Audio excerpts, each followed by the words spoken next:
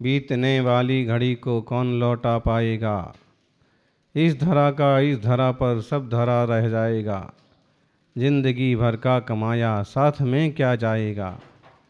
यह सुअवसर खो दिया तो अंत में पछताएगा। यह सुअवसर खो दिया तो अंत में पछताएगा। एक एक समय कीमती है और हम विचार करें कि एक सांस में 18 बार मरने वाले जीवों का, एक सांस में वो 18 बार जी लेते हैं, मर जाते हैं निगोदिया जीव। और बहुत सारे जीव ऐसे हैं कि जिनकी आयु अंतर्मूर्त भी नहीं है, 1 2 5 मिनट भी नहीं है। बहुत सारे जीव ऐसे हैं कि चलते फिरते उनको चलते चले जाते हैं। बहुत सारे जीव हैं कि लाइट के सामने नाचते हैं और नाचने वालों के पांव से वो कुचल जाते हैं। बहुत सारे जीव ऐसे होते हैं गाड़ियों से कुचल जाते हैं। और इस तरह से मरने वाले भी ढेरों हैं। और ढेरों लोग ऐसे भी हैं कि जीते तो रहते हैं, लेकिन किस लिए जी रहे हैं, उसका औचित्य क्या है और लाभ क्या है, ये कुछ भी नहीं जानते। बस जी रहे हैं जीने के लिए, खा रहे हैं खाने के लिए, पी रहे हैं पीने के लिए। उन्हें अपने समय का, अपनी जिंदगी का मूल्यांकन नहीं है। आत्मार्थी सज्जनों, बहुत कीमती हमारे पास ये समय है और हमें इस समय की कीमत करना चाहिए। अपने परिणामों को सही दिशा में लेके चलना चाहिए। इस काल में दुर्लभ हैं वो लोग जो धर्म सुने, दुर्लभ हैं वो लोग जो सही ढंग से धर्म कहें, दुर्लभ हैं वो लोग जो ठीक ढंग से धर्म का पालन करें। गुणभद्र स्वामी कहते हैं, लोकद्वैहितं वक्तुं श्रोतुं च सुलभाः पुरा दुर्लभा कर्तुमद्यत्वे वक्तुं श्रोतुं च दुर्लभः। बोले तो चौथे काल में सुनने वाले भी सुलभ थे और उपदेश देने वाले भी सुलभ थे। पहले शांति से, सहजता से धर्म और तत्व की बात सुनने वाले लोग सुन लिया करते थे, बैठ जाया करते थे। और अच्छे वक्ता निर्व्याज रूप से कथन करने वाले भी मिल जाते थे। लेकिन अब इस जमाने में श्रोता भी दुर्लभ हैं, वक्ता भी दुर्लभ है। आचार्य समंतभद्र स्वामी ने अपने युक्त्यानुशासन में इस बात को रेखांकित किया एक श्लोक से। कालः कलिर्वा कलुषाशयो वा श्रोतो प्रवक्तो वचनानयो वा तत्शासनैकाधिपतित्वलक्ष्मी सर्वज्ञ शक्ति रपवाद हेतु। हे भगवान, आपका शासन बहुत महान है, लेकिन फिर भी कालः कलिर्वा, काल कैसा है, कलिकाल है। कलुषा सयोवा, यहाँ के सुनने वाले, यहाँ के बोलने वाले लोगों का चित्त कैसा है, कलुष है। आशय कैसा है, खोटा है। सही वचनों का प्रयोग और सही नयों का प्रयोग करने वाले दुर्लभ हैं। आपके शासन रूपी लक्ष्मी इस काल में धूमिल हो रही है। वह अभूतपूर्व है, महान है, लेकिन उसको समझने वाले, स्वीकारने वाले, प्रकाशित करने वाले लोगों के दर्शन दुर्लभ हैं। सज्जनों, जो वक्त हमारे हाथ में है इसका सदुपयोग करना चाहिए। समय उतना ही है जितना आपके पास है। आप उसको किस ढंग से यूज करते हो, आप अपने उपयोग को किस ढंग से उपयोग करते, ये आपके ऊपर निर्भर करता है।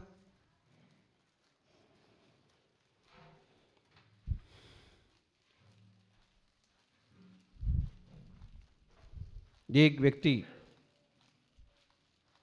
बड़े आराम से बैठा था कि अचानक से यमदूत उसके सामने आ गया। बोलो, यमदूत तो छोड़ो, अचानक से शेर आपके सामने आ जाए तो, अचानक से शेर आपके सामने आ जाए तो क्या होगा? क्या करोगे आप? फाइट करोगे? क्या करोगे? हैं? अरे आगे से गीला पीछे से पीला हो जाएगा, कुछ नहीं कर पाओगे आप। कुछ नहीं सूझता है जब ऐसी भयंकर घटना या कोई ऐसा अकस्मात बनता है ना, तो अच्छे अच्छों की हालत खराब हो जाती है। अच्छा, अगर हम आध्यात्मिक दृष्टि से विचार करें तो वो भी तो जीव है, कहाँ जाए, क्या करे? और हम उपाय बताएं। ऐसे ऐसे भोंदू लोग आते हैं, पता नहीं वो महाराज जी को क्या समझते हैं या कितना कितना मतलब उनकी भाषा में क्या बोलें, चूंकि उनकी अपनी तकलीफ हैं, लेकिन आपको ये भी तो समझना चाहिए गुरु की गरिमा। एक सज्जन आए, कहने लगे हमारे घर में बहुत चींटियां निकलती हैं, आप उपाय बताओ। बताइए ऐसे लोगों को क्या जवाब दें, क्या उपाय बताएं? वो जीव नहीं है, 3 इंद्रिय जीव नहीं है, क्या उपाय बताएं इनको? मधुमक्खियां बहुत लग गई हैं महाराज जी, हमको उपाय बताओ। उपाय हैं, सारी चीज़ें हैं, लेकिन जो निर्ग्रंथा अहिंसक गुरुदेव हैं वो इस टाइप की बातें करते बैठेंगे, बताते बैठेंगे, और उचित है क्या? मान लीजिए सीधे साधे सरल उपाय भी बता दिए, मान लीजिए हैं कि आप कपूर रख दीजिए तो मधुमक्खियां चली जाएंगी, लेकिन वो जाएंगी कहाँ फिर, ये भी तो विचार करो।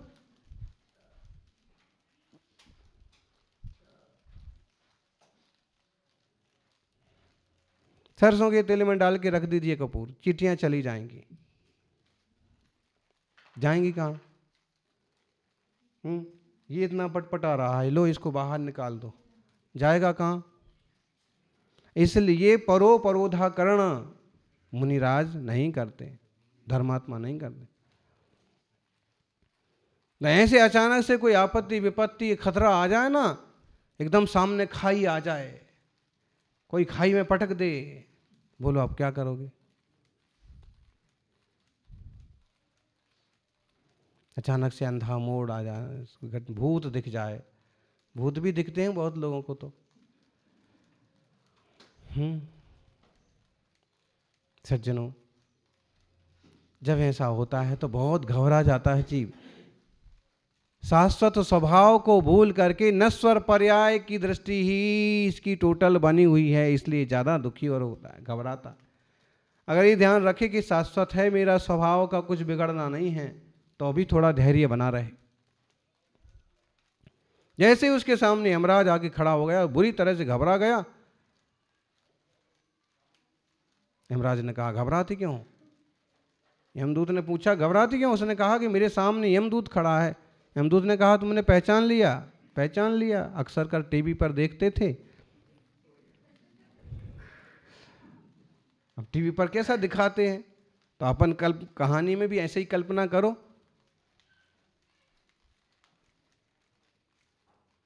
तुम क्यों आए हो? तो उसने कहा कि तुम्हें तो ये भी पता होगा फिर हम क्यों आते हैं, बस तुम्हारा आयुष्य पूरा हो गया है और तुम्हें लेने आए हैं। उसने कहा पूरा हो गया और लेने आए हो? बिल्कुल, अब भी तुम्हें हमारे साथ चलना पड़ेगा। उसने कहा कि थोड़ी तो मोहलत दीजिए। उसने कहा बस अब सिर्फ 3 मिनट का 2 मिनट का टाइम बाकी है, इसमें अगर तुम्हारी कोई आखिरी इच्छा हो तुम 3 बातें बोल सकते हो। मैं तुम्हारा 3 अच्छा काम, 3 कोई भी काम बताओ, मैं अभी हाल कर देता हूं, करवा देता हूं, बाकी जाना तो पड़ेगा, जल्दी सोच लो। उसने फटाफट सोचा, और उसने क्या सोचा? कौन आदमी किस ढंग से सोचता है, कौन आदमी किस ढंग से जीता है,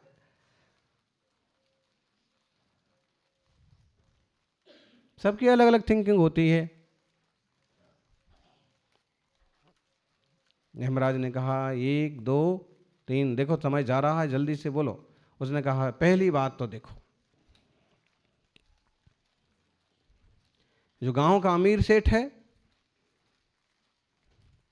इसको पूरी तरह से दरिद्र बना दो, बहुत अमीर बना फिरता है, बहुत बड़ा बना फिरता है। पहली बात तो मेरी ये है कि आप इसे बहुत गरीब बना दो। यमराज ने कहा ठीक है। दूसरी बात बोलो। दूसरी बात, ये हमारा एक दूर का मिलने वाला आदमी है, बड़ा बेईमान, बड़ा बदमाश है, नेता बना फिरता है, और इसने इस बार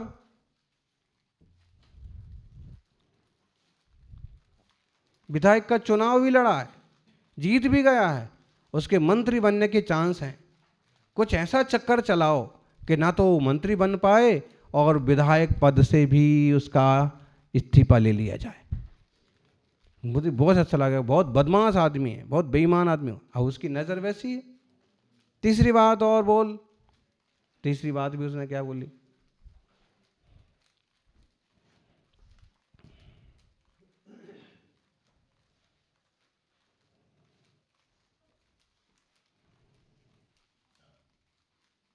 ऐसा कुछ करो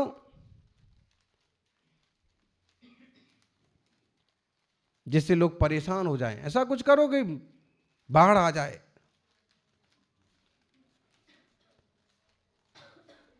यमराज ने कहा भाई तीसरी बात भी ठीक, अब चल। और तेरे जीवन का और तेरी इन बातों का यही फल हुआ कि तुझे नरक जाना पड़ेगा। देखिए अभी रूपक में देखिए, नरक जाना पड़ेगा, चल समय पूरा हो गया कहते हुए मर गया, उसको ले गए नरक में पटक दिया। अब विचार करिए, समय उसके पास उतना ही था, वह 3 मिनट में 3 बातें बोल रहा था। 3 बातों में उसकी अपनी भी बातें हो सकती थी कि मुझे कहीं गुरुदेव के चरणों में ले जाओ और मेरा समाधि मरण करा दो, मुझे सम्मेद शिखर तीर्थ पर ले जाओ और वहां मुझे छोड़ दो, वहीं मेरा मरण हो जाए। ये भी हो सकता था।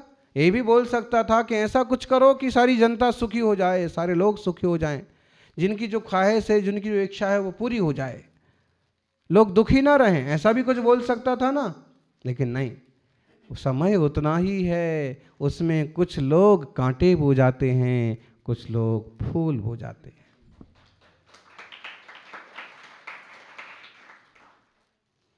अपन सभी इन परिणामों के बल पर अपने लिए ही नुकसानदायक कांटे बो रहे हैं। परिणामों का फल जरूर होता है, हर भावों का फल होता है, आज नहीं तो कल होता है।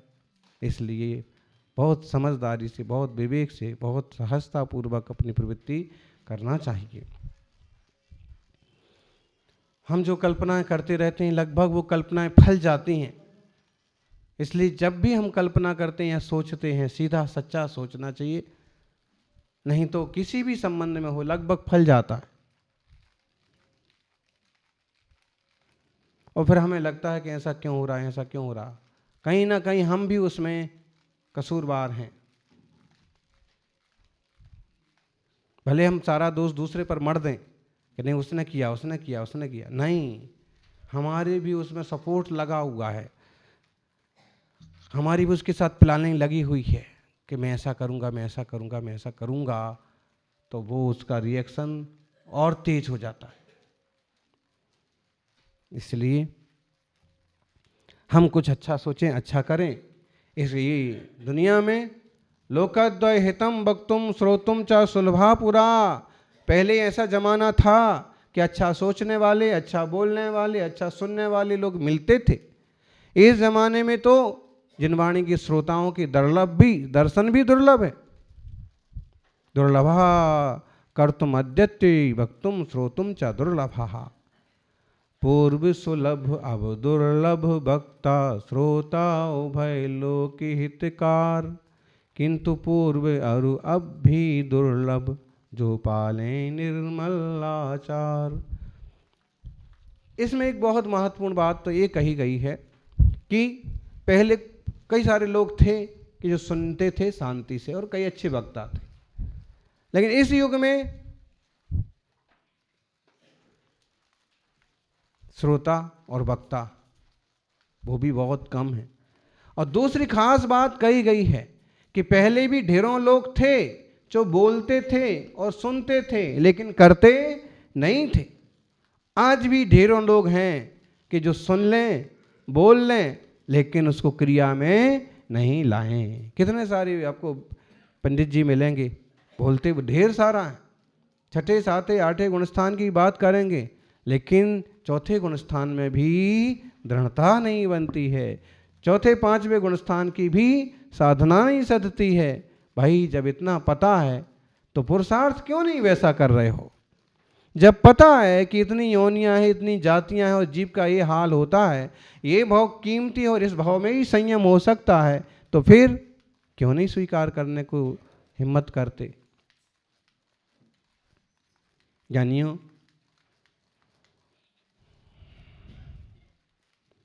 ज्ञान की सार्थकता आचरण में है।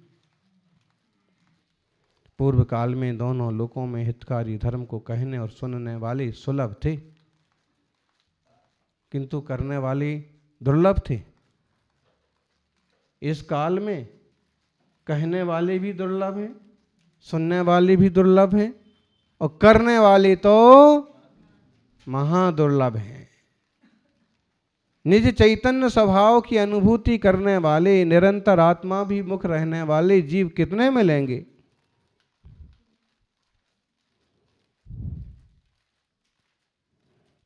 इस कलिकाल में भी हम अगर बैठ करके, इस पंचम काल में भी हम धर्म की चर्चा सुन रहे हैं, कर रहे हैं, पढ़ रहे हैं, ये सौभाग्य है। हठग्राही बनने बिना हम ठीक मार्ग को समझें, ठीक तत्व को पकड़ें और स्वरूप संवित्ति के बल पर अपने आप को निखारें, निहारें। धर्म की दुर्लभता है, लेकिन वास्तव में धर्म की दुर्लभता इसलिए है क्योंकि हमने धर्म, अपने निज धर्म स्वभाव को नहीं समझा। जो हमें सुनना चाहिए वो हमें सुनना पसंद नहीं आता है, जो हमें बोलना चाहिए हम वो बोल नहीं पाते हैं, और कभी हम बोल और सुन लें तो भी हमें जो करना चाहिए सच्चे मार्ग के लिए वो हम कर नहीं पाते।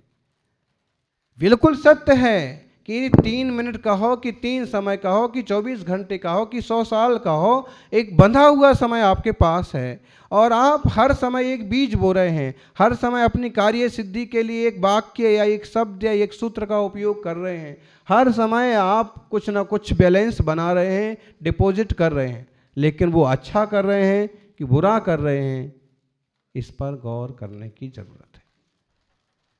अपन अशुभोपयोग से हट करके शुभोपयोग की दृष्टि बनाएं और शुद्धोपयोग को उपलब्ध हो करके भाव के पार जाएं। जय बोलिए 24 तीर्थंकर भगवान की।